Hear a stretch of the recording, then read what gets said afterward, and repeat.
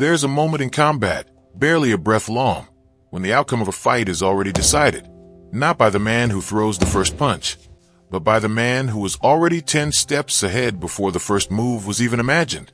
That moment is what separates a fighter from a warrior, a brawler from a philosopher of movement.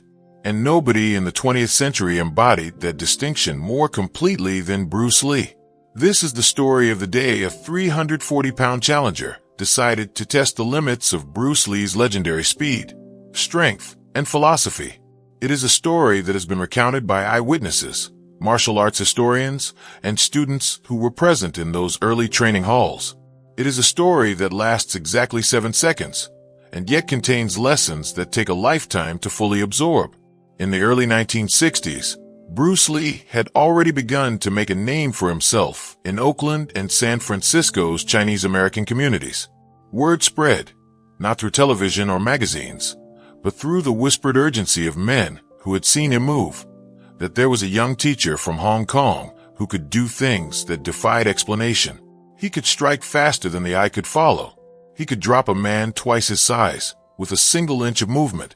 He called his art Jeet Kune Do, the way of the intercepting fist, and he taught it to anyone willing to truly commit to the journey. Not everyone was impressed by reputation alone. The martial arts world of that era was fiercely territorial. Traditional schools jealously guarded their techniques. Sifu's masters commanded unquestioned loyalty, and among the toughest circles, a young man barely touching 135 pounds, soaking wet, did not automatically command respect, no matter how talented his students said he was. Into this world walked a man we will call the Challenger. His exact name has been rendered differently across various accounts, and out of respect for the historical record, we will leave it to his description.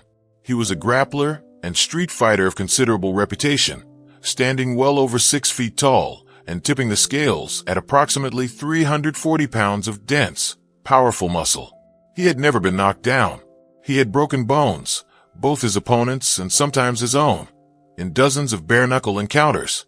He was, by every conventional measurement, terrifying, and he had decided he wanted to humiliate Bruce Lee.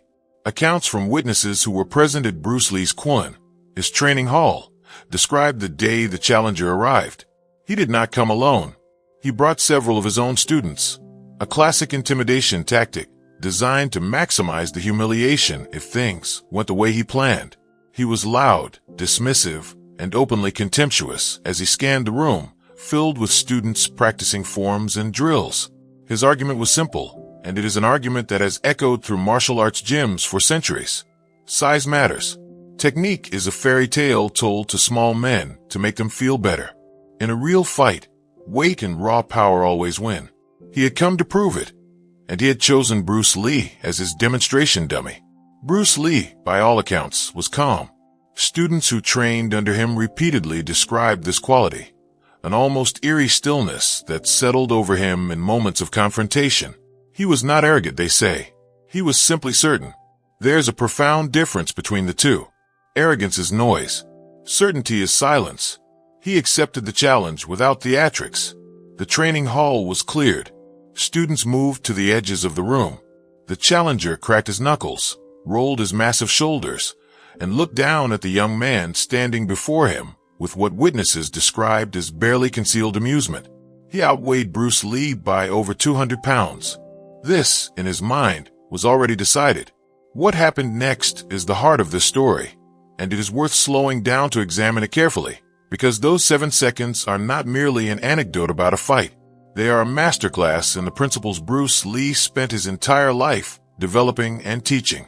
The challenger lunged forward with a grab, a move that had worked for him hundreds of times before. He was fast for his size, powerful, and he intended to get his enormous arms around Bruce Lee and use his superior weight to end the encounter immediately. For most opponents, there would have been no answer to this. Being wrapped up by 340 pounds of muscle is, for the average man, a fight-ending situation. Bruce Lee was not there. This is perhaps the most consistent detail across every account of this encounter. The challenger's arms closed on empty air. Bruce Lee had not simply stepped back or to the side. He had moved in a way that witnesses struggled to describe accurately. A kind of fluid, preemptive shift that meant he was already out of reach before the challenger's hands could close. This is the concept Bruce Lee called interception. Not blocking a technique after it is launched, but reading the intention before the body fully commits, and moving in the gap between thought and action. What followed happened with a speed that witnesses consistently described as shocking. A strike to the solar plexus, delivered with what Bruce Lee called a 1-inch punch, generating explosive power from a near-zero starting distance. Then a precise, controlled strike to the throat. Then, as the challenger's body reflexively folded forward, a knee that caught him in the midsection and sent him to the ground. From lunge to floor, 7 seconds. The challenger lay gasping, genuinely unable to breathe, staring up at the ceiling of a Kwon he had walked into with supreme confidence 60 seconds earlier. His students were silent. Bruce Lee stood exactly where he had been standing, had barely moved, and was not even breathing hard. To understand why this happened, it is necessary to understand what Bruce Lee actually built over the course of his life. He was not simply a fast fighter. He was a scientist of the human body in motion, a man who dissected movement with the same rigorous curiosity that a physicist applies to the laws of the universe. Bruce Lee studied physics formally. He understood the principles of momentum, leverage, and kinetic energy not as abstract concepts but as practical tools. He knew that a smaller mass moving at dramatically higher velocity could generate force equal to or greater than the larger mass moving slowly. The equation is simple. Force equals mass multiplied by acceleration. What Bruce Lee did was maximize the acceleration variable to a degree that few human beings have ever achieved. His training regimen was, by the standards of his era, almost incomprehensibly advanced. He trained in isometric exercises, which develop explosive muscle fiber activation. He studied the mechanics of every martial art he could access: Wing Chun, boxing, fencing, wrestling, judo, and stripped each one of what he considered unnecessary tradition, keeping only the functional core. He was, in many ways, the first mixed martial artist in the modern sense, a man who looked at the landscape of human combat knowledge and refused to be limited by any single tradition. His reaction time was tested multiple times and consistently registered at a level that researchers struggled to explain. In one famous demonstration, he could catch a grain of rice thrown into the air with chopsticks. In another, he could snatch a dime from a person's open palm and replace it with a penny before they could close their hand. These were not magic tricks. They were the product of a neurological system trained to operate at the absolute edge of human capability. The 340-pound challenger made the oldest mistake in combat, and perhaps in life. He mistook visible size for total power. He looked at Bruce Lee and performed a calculation based only on the information his eyes could gather: weight, height, age, visible muscle mass. By all of those measurements, he had every advantage. What he could not see was the 20 years of daily practice, the thousands of hours of drilling a single technique, until it was no longer something Bruce Lee did, but something Bruce Lee was. The deep study of human anatomy that told Bruce Lee exactly where to strike, to neutralize a larger opponent instantly. The philosophical framework that kept Bruce Lee calm under pressure.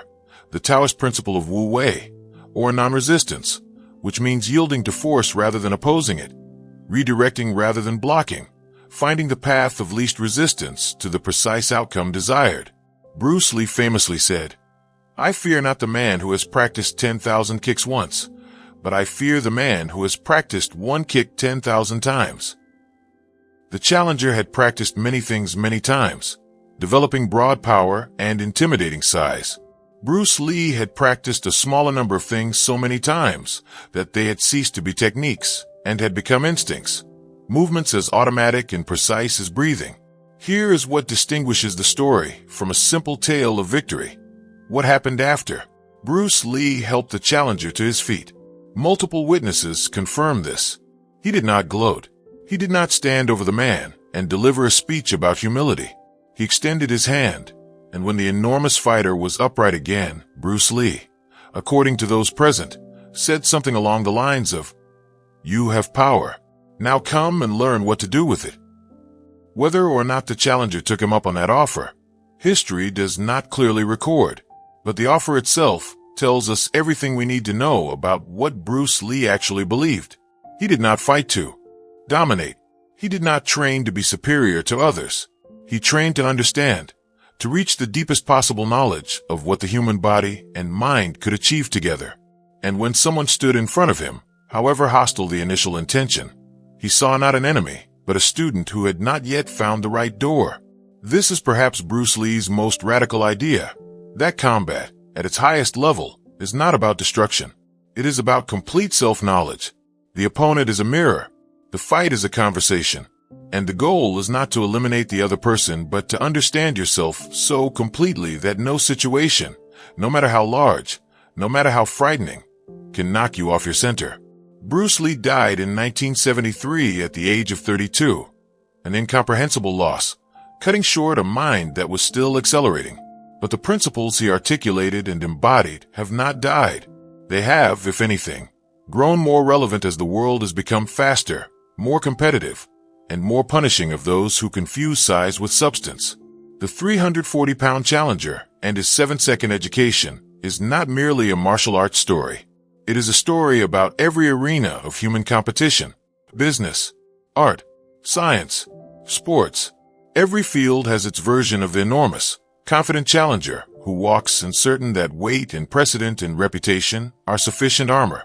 And every field has, occasionally, its Bruce Lee, someone who has done the invisible work, who has compressed years of deliberate practice into instinct, who has stripped away everything unnecessary and remained only with what is true and effective.